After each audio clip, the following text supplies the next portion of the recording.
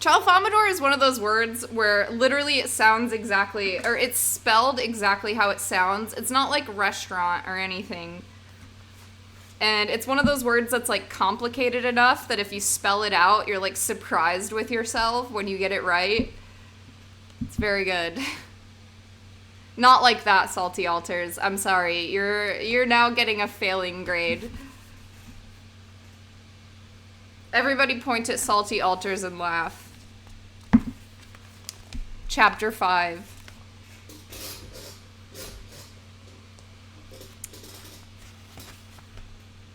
Billy Pilgrim... Oh, wait, before I start, this chapter is really long. I don't know if I'm going to finish it tonight, but I'll go as far as I can. Chapter 5.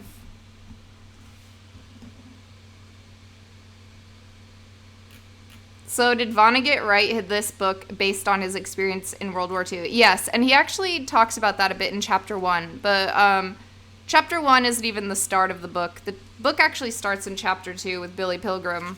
So, ahem. Billy Pilgrim says that the universe does not look like a lot of bright little dots. Butchered it already. Let's go. Billy Pilgrim says that the universe does not look like a lot of bright little dots to the creatures from Tralfamadore.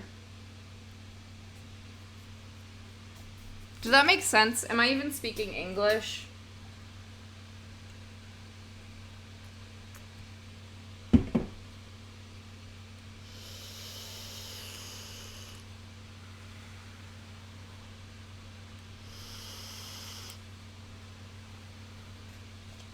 Is this thing on?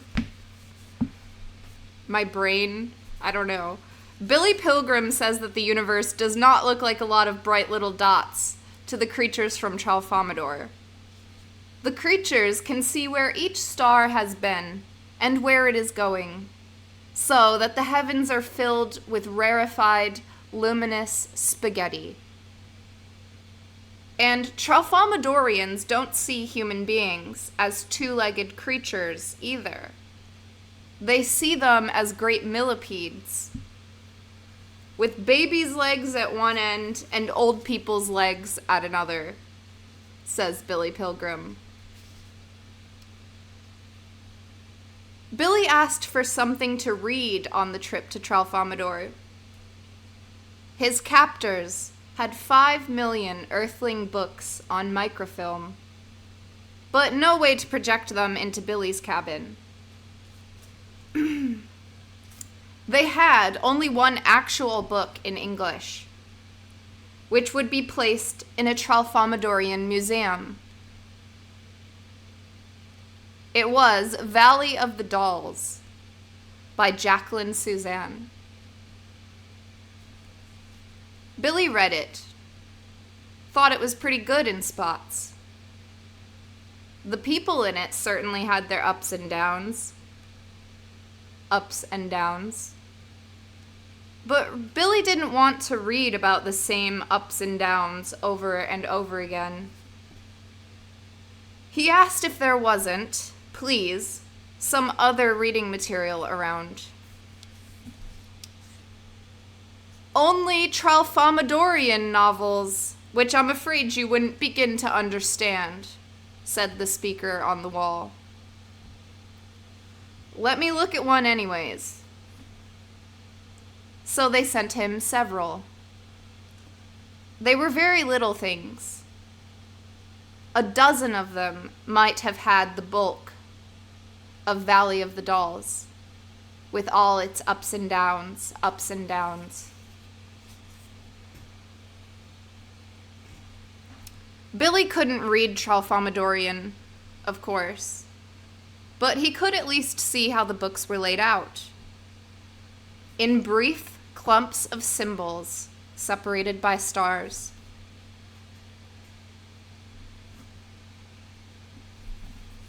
Billy commented that the clumps might be telegrams. Exactly, said the voice. They are telegrams? There are no telegrams on Tralfamadore, But you're right. Each clump of symbols is a brief, urgent message, describing a situation, a scene. We Tralfamadorians read them all at once, not one after the other. There isn't any particular relationship between all the messages, except that the author has chosen them carefully, so that when seen all at once, they produce an image of life that is beautiful and surprising and deep. There is no beginning, no middle, no end, no suspense, no moral, no causes, no effects. What we love in our books are the depths of many marvelous moments seen all at one time.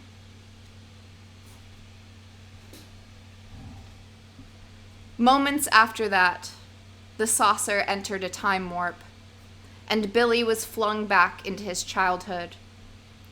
He was 12 years old, quaking as he stood with his mother and father on bright Angel Point, at the rim of the Grand Canyon. The little human family was staring at the floor of the canyon, 1 mile straight down. "Well," said Billy's father, manfully kicking a pebble into space, "there it is."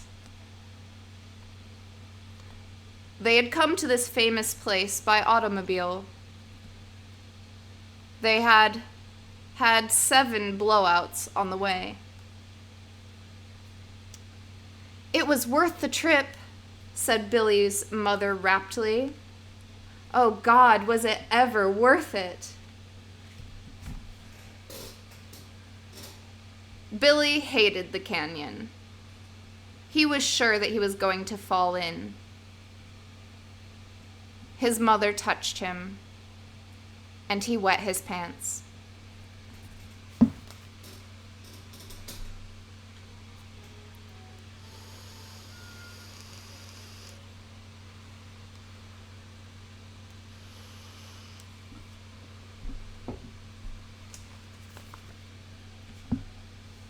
There were other tourists looking into the canyon as well. And a ranger was there to answer questions. A Frenchman who had come all the way from France asked the ranger in broken English if many people committed suicide by jumping in. "Yes, sir," said the ranger. "About 3 folks a year." So it goes.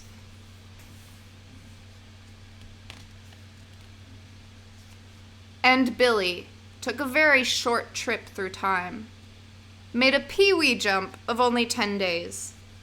So he was still 12, still touring the West with his family. Now they were down in Carlsbad Caverns, and Billy was praying to God to get him out of there before the ceiling fell in. A ranger was explaining that the caverns had been discovered by a cowboy who saw a huge cloud of bats come out of a hole in the ground. And then he said that he was going to turn out all the lights, and that it would probably be the first time in the lives of most people there that they had ever seen darkness that was total. Out went the lights. Billy didn't even know whether he was alive still or not. And then something ghostly floated in air to his left. It had numbers on it. His father had taken out of his pocket a watch. The watch had a radium dial.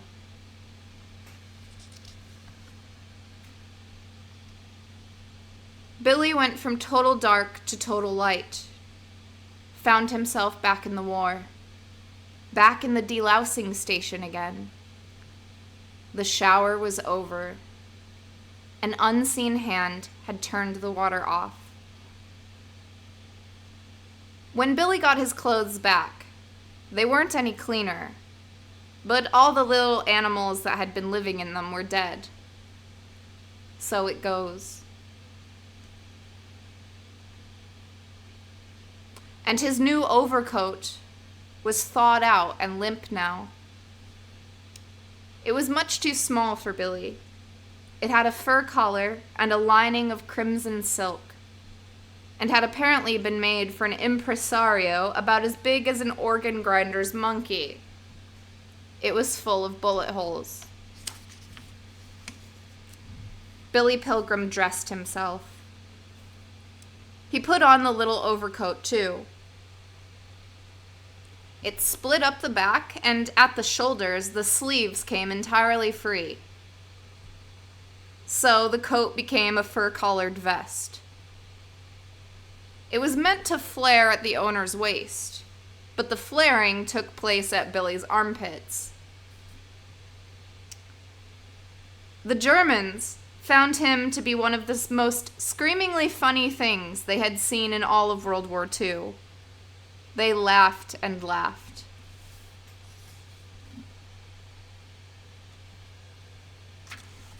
And the Germans told everybody else to form ranks of 5, with Billy as their pivot. Then out of doors went the parade, and through gate after gate again. There were more starving Russians, with faces like radium dials. The Americans were livelier than before. The jazzing with hot water had cheered them up. And they came to a shed where a corporal with only one arm and one eye wrote the name and serial number of each prisoner in a big red ledger. Everybody was legally alive now. Before they got their names and numbers in that book, they were missing in action and probably dead. So it goes.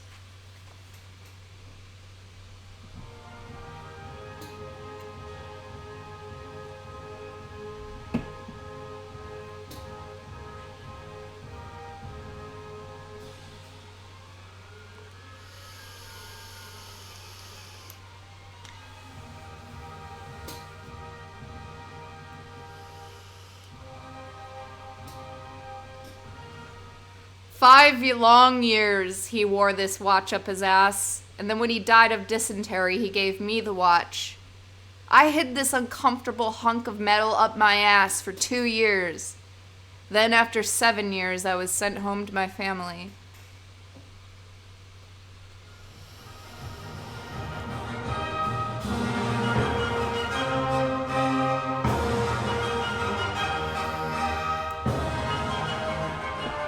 It's your heritage.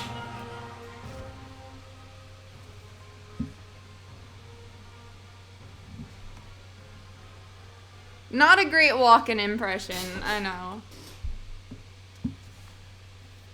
As the Americans were waiting to move on, an altercation broke out in their rearmost rank. An American had muttered something which a guard didn't like. The guard knew English, and he hauled the American out of ranks, knocked him down. The American was astonished. He stood up shakily, spitting blood. He had two teeth knocked out. He had meant no harm by what he'd said. Evidently had no idea that the guard would hear and understand. "Why me?" he asked the guard. The guard shoved him back into ranks.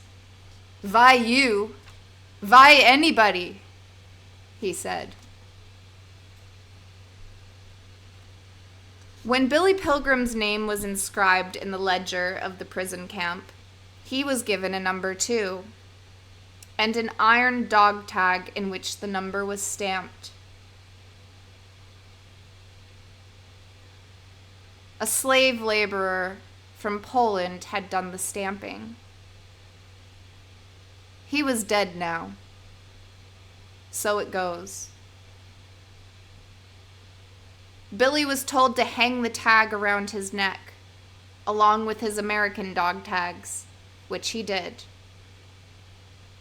The tag was like a salt cracker, perforated down its middle so that a strong man could snap it in two with his bare hands.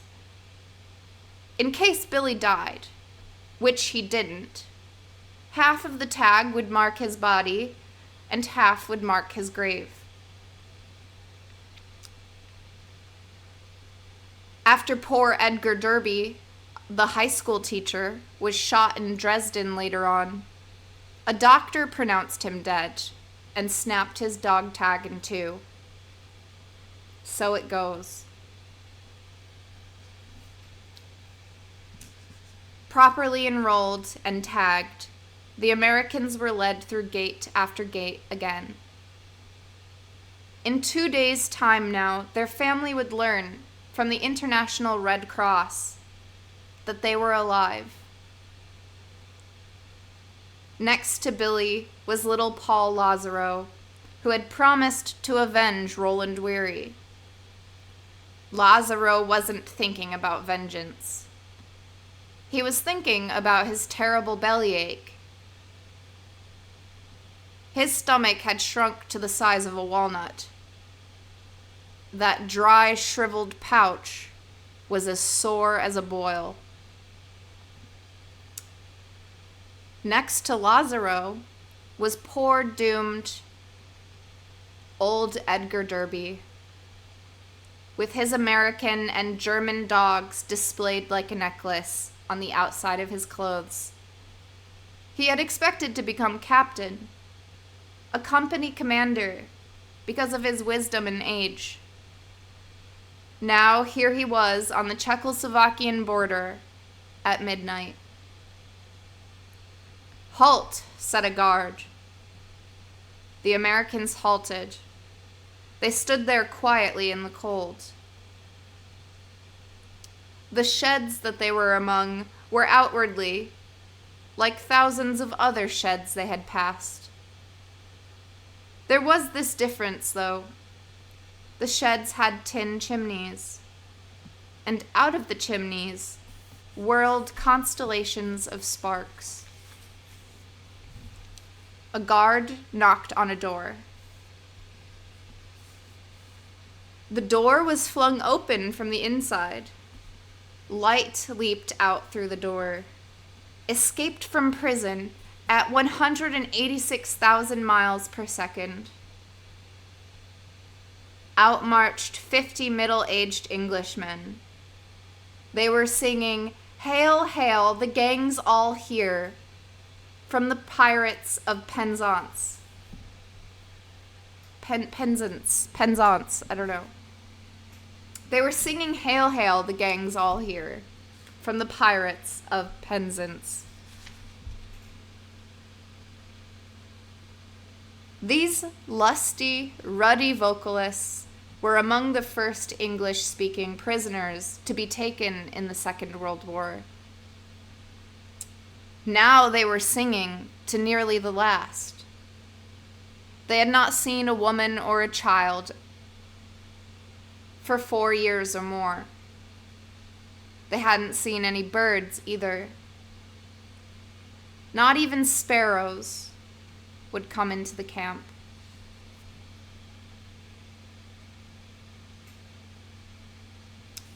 The Englishmen were officers. Each of them had attempted to escape from another prison at least once. Now they were here, dead center in a sea of dying Russians. They could tunnel all they pleased. They would inevitably surface within a rectangle of barbed wire, would find themselves greeted listlessly by dying Russians who spoke no English, who had no food or useful information or escape plans of their own.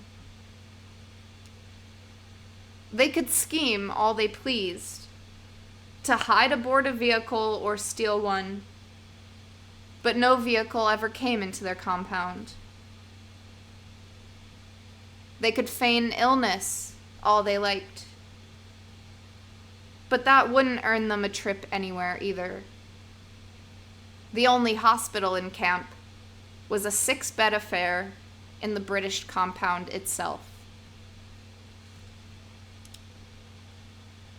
The Englishmen were clean and enthusiastic and decent and strong. They sang boomingly well.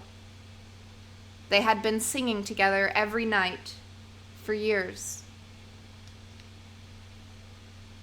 The Englishmen had also been lifting weights and chinning themselves for years. Their bellies were like washboards. The muscles of their calves and upper arms were like cannonballs. They were all masters of checkers and chess, and bridge, and cribbage, and dominoes, and anagrams, and charades, and ping-pong, and billiards as well. They were among the wealthiest people in Europe in terms of food.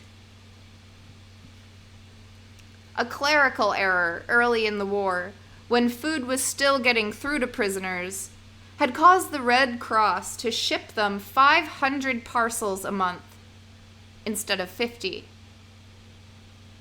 The Englishmen had hoarded these so cunningly that now, as the war was ending, they had 3 tons of sugar, 1 ton of coffee, 1,100 pounds of chocolate, 700 pounds of tobacco, 1,700 pounds of tea, 2 tons of flour, 1 ton of canned beef, 1,200 pounds of canned butter, 1,600 pounds of canned cheese, 800 pounds of powdered milk, and 2 tons of orange marmalade.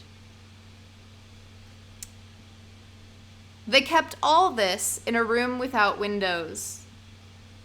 They had rat-proofed it by lining it with flattened tin cans.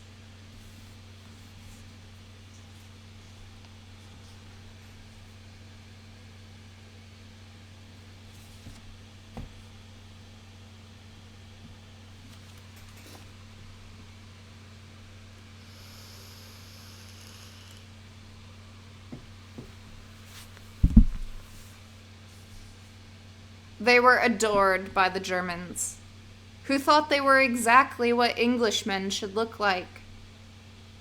They made war look stylish and reasonable and fun. So the Germans let them have the 4 sheds, even though 1 shed would have held them all. And in exchange for coffee or chocolate or tobacco, the Germans gave them paint and lumber and nails and cloth for fixing things up. The Englishmen had known for 12 hours that American guests were on their way. They had never had guests before, and they went to work like darling elves, sweeping, mopping, cooking, baking, making mattresses of straw and burlap bags, setting tables, putting party favors at each place. Now they were singing their welcome to their guests in the winter night. Their clothes were aromatic with the feasts they had been preparing. They were dressed half for battle, half for tennis or croquet. They were so elated by their own hospitality and by all the goodies waiting inside that they did not take a good look at their guests while they sang. And they imagined that they were singing to fellow officers fresh from the fray.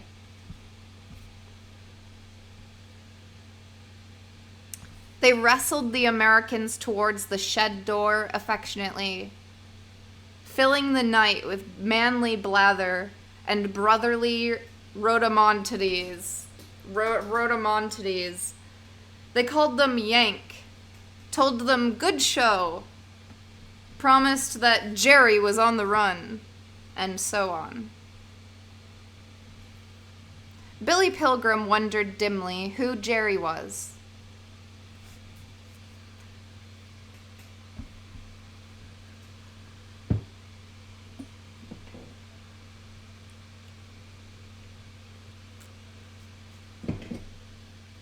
Now he was indoors, next to an iron cook stove that was glowing cherry red.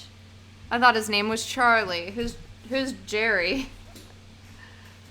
Who's Gary? Who's Larry? Now he was indoors, next to an iron cook stove that was glowing cherry red. Dozens of teapots were boiling there. Some of them had whistles. And there was a witch's cauldron, full of golden soup. The soup was thick. Primeval bubbles surfaced it with lethargic majesty as Billy Pilgrim stared. There were long tables set for a banquet. At each place was a bowl made from a can that had once contained powdered milk. A smaller can was a cup. A taller, more slender can was a tumbler. Each tumbler was filled with warm milk.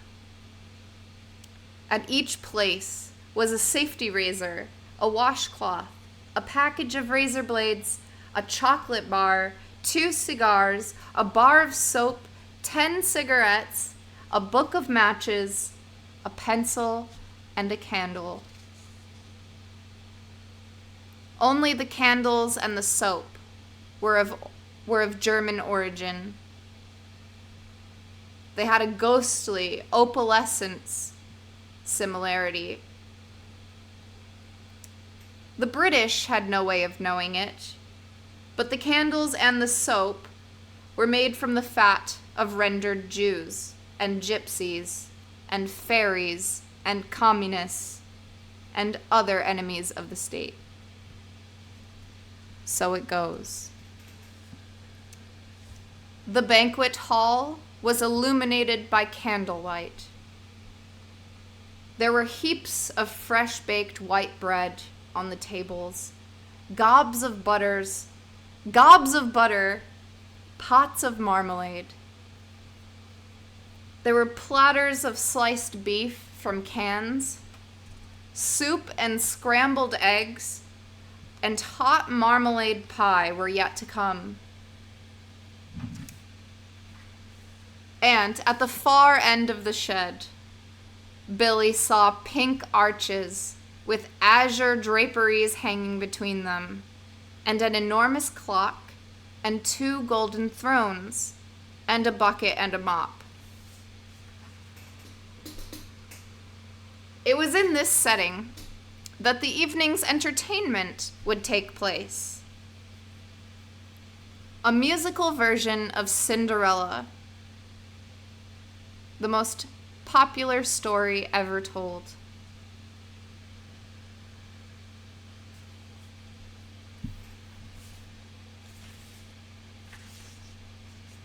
Cinderella.